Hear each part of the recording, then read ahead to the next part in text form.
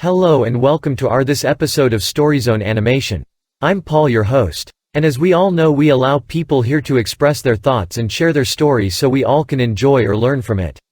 So, without much ado, let's call someone. Anyone? Welcome, ma'am. And here is your mic.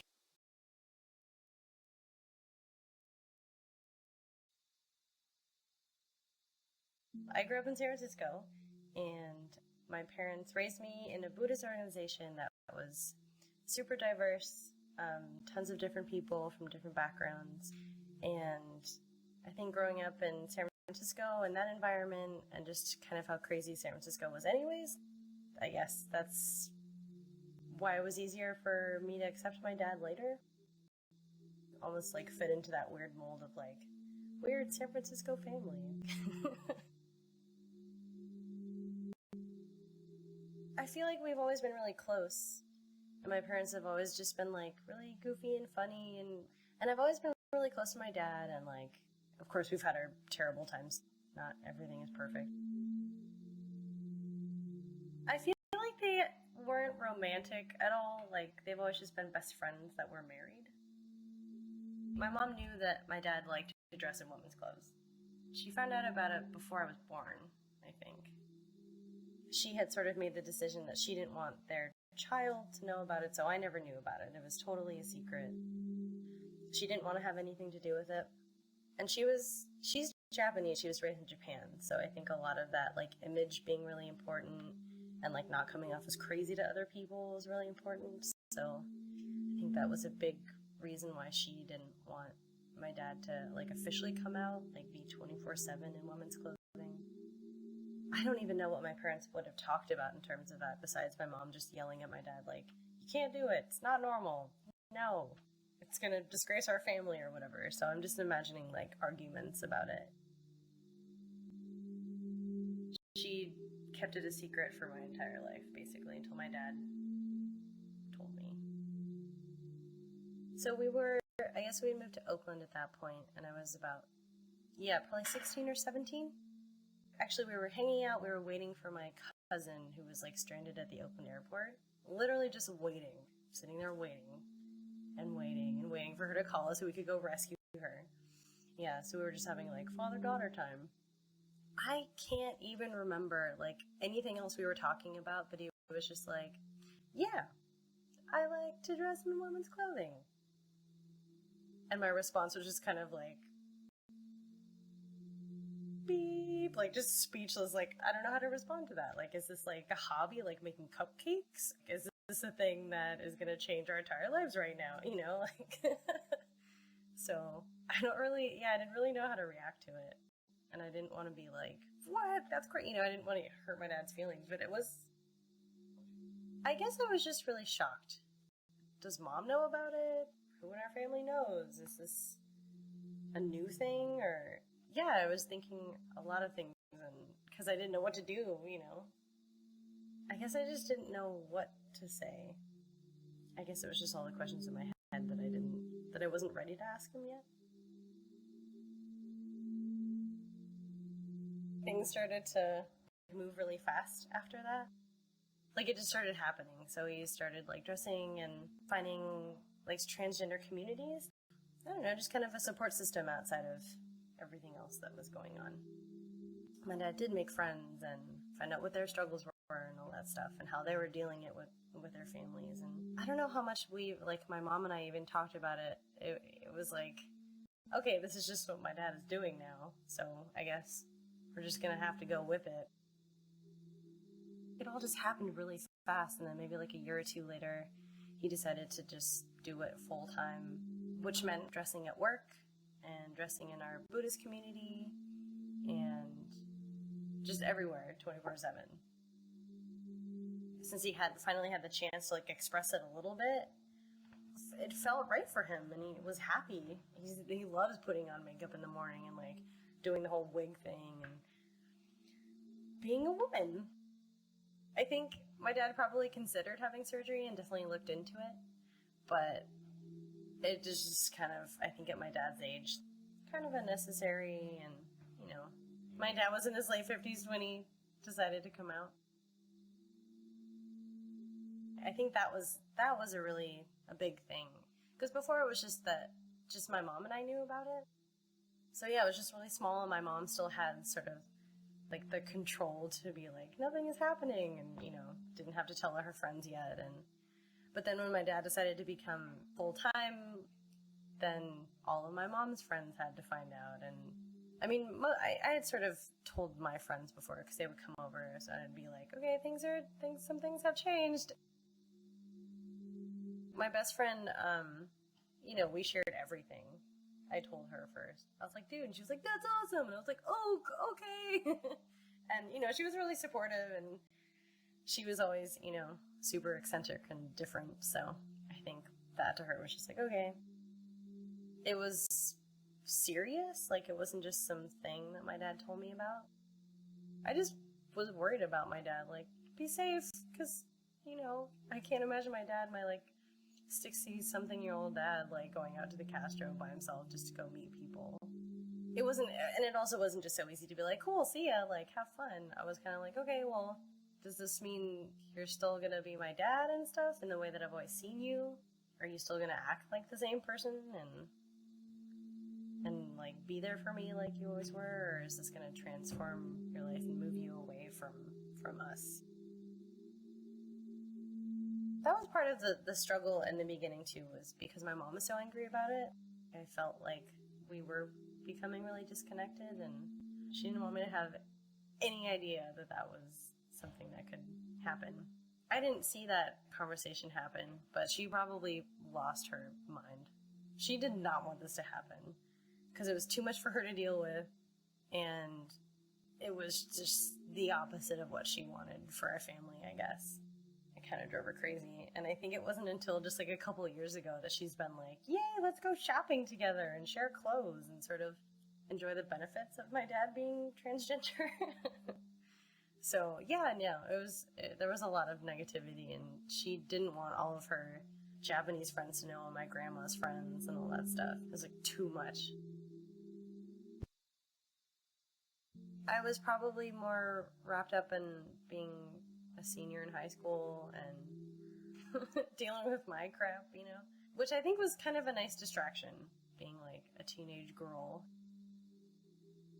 Well, I think at that point, she told her one best friend who she grew up with in Japan. So when she had to tell like everybody else was when my dad decided that he was going to do it. Like, he was going to come out and be out 24/7. But yeah, I don't exactly remember what happened with that, but I just remember her being like really pissed off that she had to do that, because she never thought she would have to. Transgender doesn't necessarily mean, it doesn't really relate to your, like, who you're attracted to. So yeah, for my dad it was just like that. It wasn't, and I think he even wondered before, like, well, am I gay? Like, if I want to dress like a woman, does that actually change about my identity? But he's not gay. I think my dad is more asexual than anything else. Yeah, it didn't really change that much for me, except for, like, the possibility of being, like, judged by other people. How are people gonna look at my dad and our family because of that transformation? Maybe that was one of the reasons why I didn't know how to react when he first told me he liked to dress in women's clothing, because I was like, society's image of that means you're like a sexual deviant or something, or like, you know, all these skewed views of what things are because people don't really understand them. I think it was just when I was generally in public that I was afraid of being judged. So we were like always going shopping or something at Macy's, like, and my like the thoughts going through my head were like, oh my god, like, what if someone knows that my dad is a man and he's going in the women's dressing room, and like, who is this weird like group of people together, like, who's the mom, and are you dating that person? Like, think of all the horrible things that people could possibly be thinking when they just see me and my mom and my dad together. what rules are we breaking by doing this? And, like, are we going to get in trouble? Or, like, is someone going to, like, call security and get my dad out of the women's dressing room or something? You know, just, like, yeah. It was, that stuff was really hard to get over. Like, if someone realizes, like, oh, you're not a woman. I'm going to stare at your arm now. Like, you know, no one has ever said, like, you're not supposed to be here, and, you know, that kind of thing. And I think most people might even be too afraid to say something like that. People give, like, judgy looks or whatever, but nobody ever really does anything. And, I mean, I think that's a huge benefit of it all, too. Like, no one's ever done anything. Sometimes my dad goes to work, like, on a Saturday or something and stays late. It's not the safest neighborhood, and there's a lot of crazy people out there. So, yeah, like, if my dad's, like, out late at night by himself, sometimes I'm like, oh my god, like, what if some crazy person is walking down the street and is, like, somehow is just like, you're not a woman, you're a man, and, like, beats the shit out of my dad or something. Like, yeah, I have a fear of that, because there's a lot of whack jobs out there. I left to college, like, I guess a year after, so it was just the two of them together, because I moved to Southern California. She just had to deal with it. She had to deal with change. So her reaction to things when she doesn't like them are to be, like, defensive and angry, and to, like, berate people and belittle them and say terrible, mean things, because she gets really angry and has no idea what she's saying.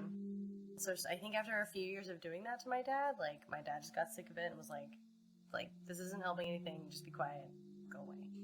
And my mom probably still kept doing it and doing it and doing it, and I think she probably just got exhausted of doing it and kind of realized that nobody gave a shit anymore except for her.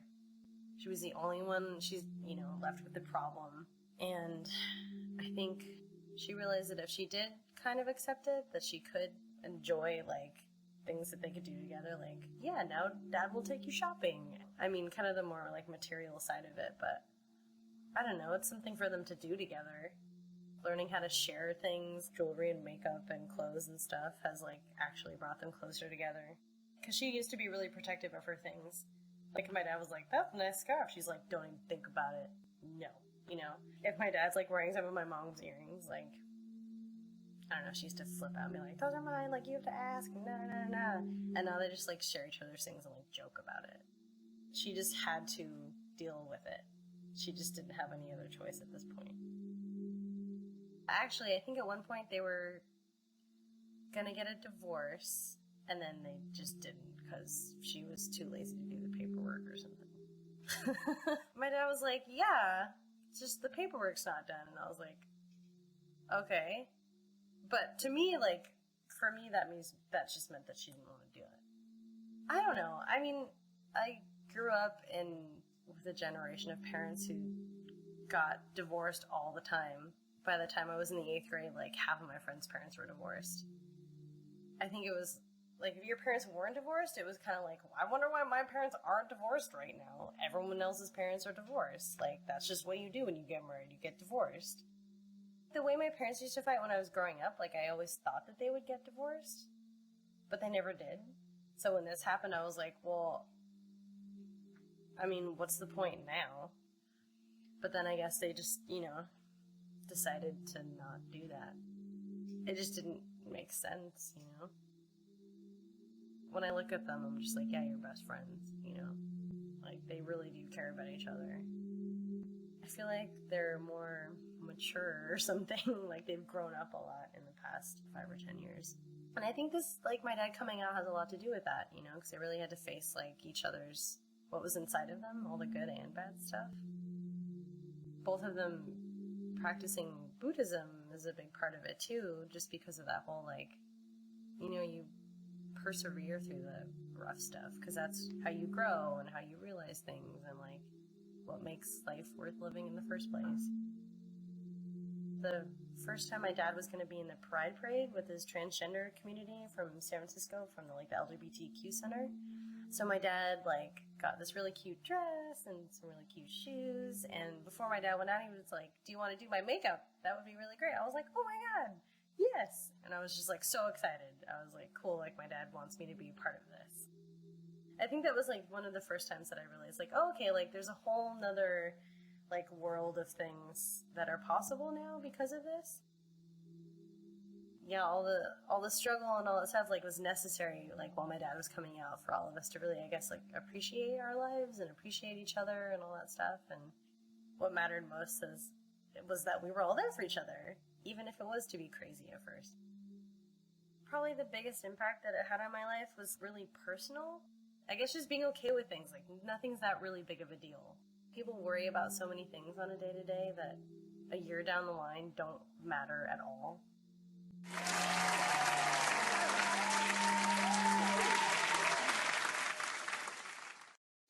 Thanks for sharing your story with us. And if you still haven't liked, comment, share and subscribe to our channel, Story Zone Animation, do it fast. We will post new video every week and push that notification bell so you guys will be notified as soon as we post video. Until then, stay fit and enjoy.